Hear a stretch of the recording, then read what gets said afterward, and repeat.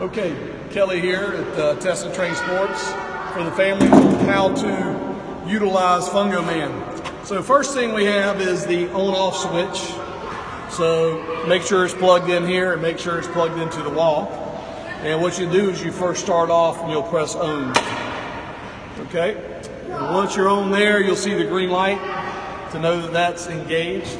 Then you'll come to the control manual. And in the control manual, you'll see all these buttons here. First one is the middle one. So you're gonna push that twice. You can look, see how it's just sitting here. It's not engaged or spinning. So I'm gonna push it twice and you'll see it resetting. It's gonna go back to neutral position. So now I'm just gonna adjust. I want this to go down. I just push the button down. I gotta get it off auto. So it's on manual. To move it down, I push the button. And you can see it move into the desired location. Then if I want to move it left or right, I just push there to move it left or right, move it left. Okay? And so once I get it set, the middle button is how I throw the ball. So on manual, you have to physically stand back here and push the middle button and it'll shoot the ball. I can put it on auto. It's for you families, it's easy to come in, press auto. The time delay, right now I got between 4 and 5 seconds. I want a minimum of 4 seconds or they'll work too fast. So put it on 4. And then this is the pace or how fast the ball goes and what the spin is on the ball. So I got the bottom number right now on about 3.5 and I got the top number on 2. So that's gonna create backspin. If you want to throw curveballs, you can manipulate the top one to the opposite and you'll actually be able to throw a curveball. So what I'm going to do now is I'm going to put it to manual and I'm going to push the ball and we're going to see it come. So there's a lighting system that comes out and you can see. So when I push the button, the white light comes first, then the yellow, then the red, it shoots. So the hitter is able to see the white light first, then the yellow, then the red. So we'll show you how it shoots now. I've got a little bit too high, so I'm going to lower it a little bit.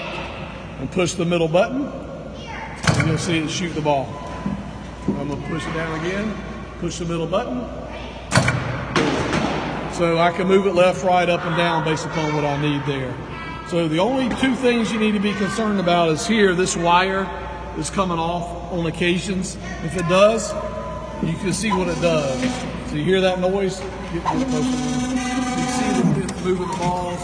All you do is just reattach this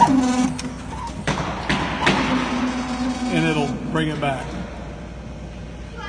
So if it does come engaged, you'll hear it. If you hear that noise, you know this wire is detached and you just got to put it back in there. Simple as that. And then the compressor can be reset down here. If you turn it on and there's no pressure, it doesn't spit, the firing pin doesn't spit, then you got to get the air compressor to turn on. And how you would do that is lean up underneath here. There's a valve right here underneath on the third, and you turn it on. So you hear as soon as I turn that on, you can hear the compressor engage. So sometimes you need to bleed it completely. Wait a little bit, you'll hear the compressor turn on.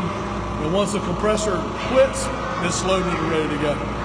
So for you guys, Mom, Dad, come in here, get it adjusted, get it set, turn it on auto, push the button, and you can go sit down and play on the computer, do whatever you do. This holds about 120 balls.